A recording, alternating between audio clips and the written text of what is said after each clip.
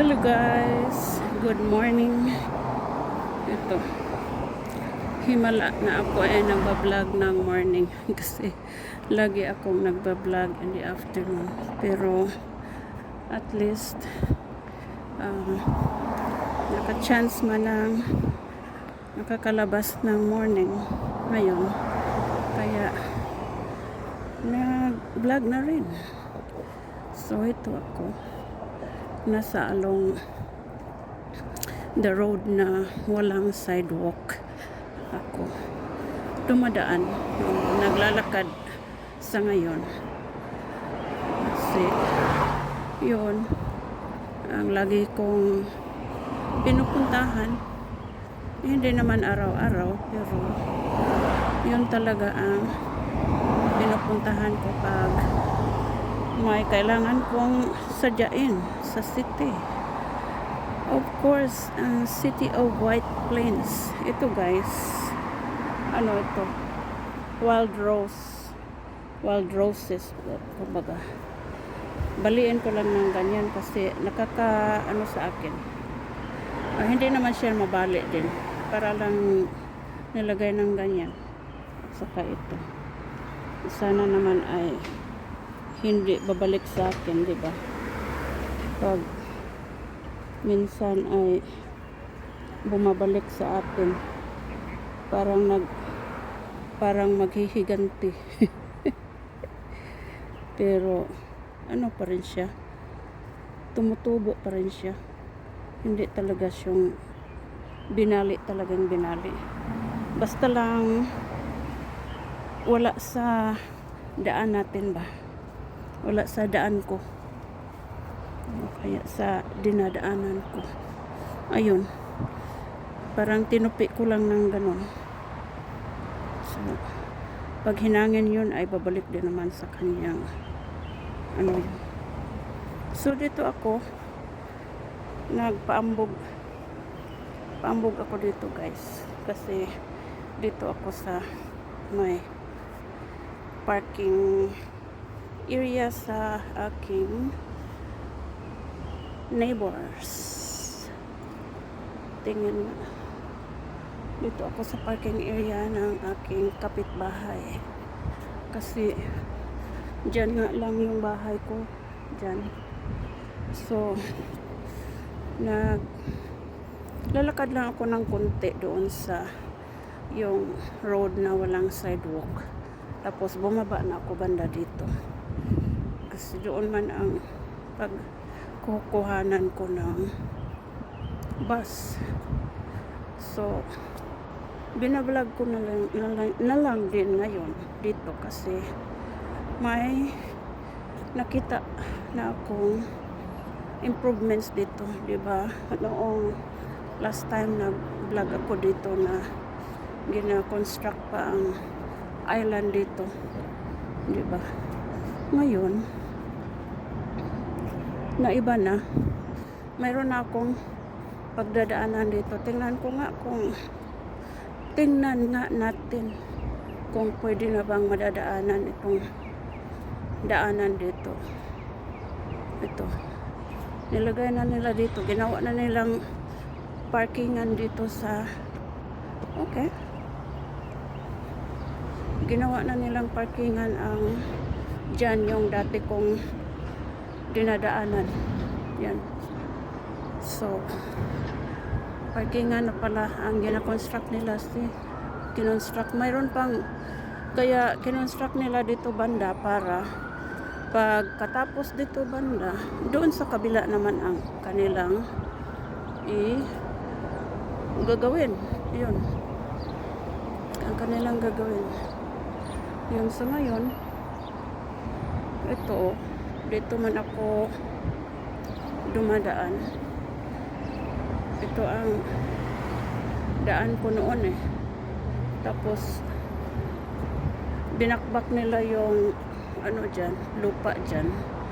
At parang gini-expand ng bahagya. Tapos ginawa pala nilang parkingan sa mga pasyente na pumupunta rito.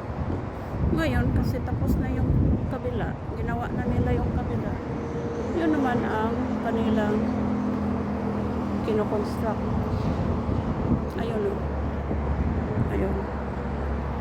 So, dito naman ako sa dati kong nilalakbayan dito sa pagkukuhanan ko ng bus.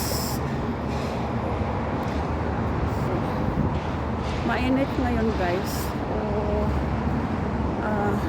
Hot ang temperature, kumbaga mainit ang temperature today. Makaabot ng 90 degrees ang highest. Siguro ay sa afternoon. Kaya lumabas na lang ako ng umaga habang nasa mga 80, 83 pa. Pero pag mamayang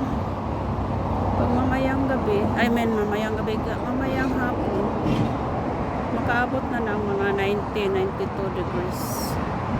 Ngayon, ang makukuha ko ay 9:13 na bus. So, ang oras ko ngayon ay ano pa naman?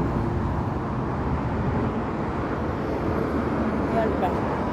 9:05 pa. So, kaya mabuti na rin yung maaga akong dumating sa bus station, bus stop, kaysa yung likod na ang aking madatnan pagdating ng kung isagad mo talaga yung i-on-top ba ang time ng pagdating sa bus. So ayun na yun guys, ang ginawa nilang kinoconstruct na naman sa kabila, kaya doon naman ako sa kabila lumalakad yung daanan ko.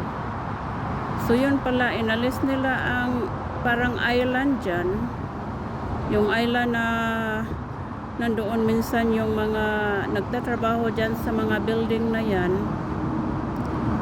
na mayroong nilagyan nila ng umbrella na saan doon sila nagtatambay pag summertime, doon sila nagla-lunch, ganun. So binaklas na nila yon.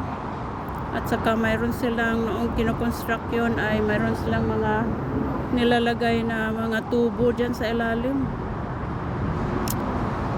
Tapos ngayon nasa kabila naman sila. So tingnan natin kung ano ang kabuuan dyan sa kanilang kinoconstruct dyan pag matapos na yan lahat. So wala na yung island na iba na, hindi na naging, wala ng island ang nilagay nila dyan. So yun ang nagiging update ko dyan sa neighbors namin na ginawa ang kanilang, ang tawag niyan, front yard, na mayroon sanang island dyan. Ngayon inalis na nila. Gusto ko sanang umupo dito. Ito. Tingnan ko kung hindi ba maggawa ng bakas sa puwitan ko pag umupo ako rito. Sige na. Tingnan natin. So, ayun. Mag-aabang ako ng bus 13. Yung 13 naman ang dadaan. At mayroon akong kasama dito, nag-aabang din. Yan sila. So i-ano ko lang, i-ready ko lang itong ticket ko, bus ticket ko. Siguro nandito na kasi tumayo na siya. Tingnan lang.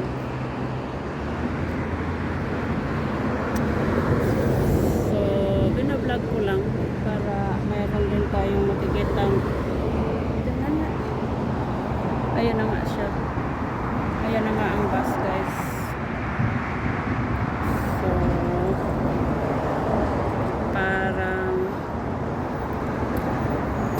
Hanggang dito na lang yata din ako. Okay guys.